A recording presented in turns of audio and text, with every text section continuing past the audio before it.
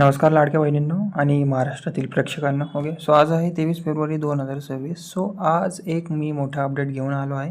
लाडकी बहीण योजना बंद होणार आहे का आणि 1500चा हप्ता थांबणार आहे का? ओके, सो बेसिकली सरकारने या दोन्ही प्रश्नांवर आज स्पष्ट शब्दात मोठा खुलासा केला आहे. ओके, सो सगळ्यात पहिले आपली अपडेट आहे की लाईक आता महाराष्ट्राचे उपमुख्यमंत्री आहेत एकनाथ शिंदे यांनी स्पष्ट केलं आहे की मुख्यमंत्री माझी लाडकी बहीण योजना बंद होणार नाही. पात्र महिलांना दरमहा 1500 मिळतच राहणार आणि एकही लाडकी बहीण वंचित राहणार नाही. ओके, सो बेसिकली सरकारने विरोधकांच्या आरोपांना उत्तर देत सांगितले की ही योजना कायम सुरू राहील.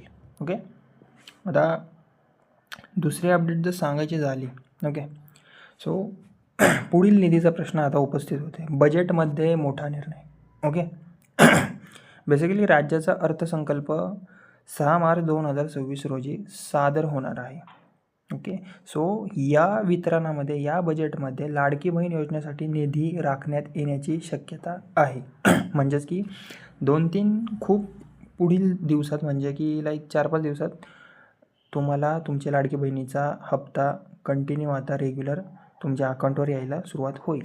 ओके, म्हणून पुढील काही दिवस खूप महत्त्वाचे असणार आहे. ओके, सो एवढं सांगितलं की ही योजना काही बंद होणार नाही आहे. ओके, सो एवढंच सांगतो. महिलांसाठी महत्त्वाची योजना. तुमचे बँक खाते आधारशी लिंक आहे का हे तपासा, पहिली स्टेप. दुसरी स्टेप KYC पूर्ण आहे का ती पहा.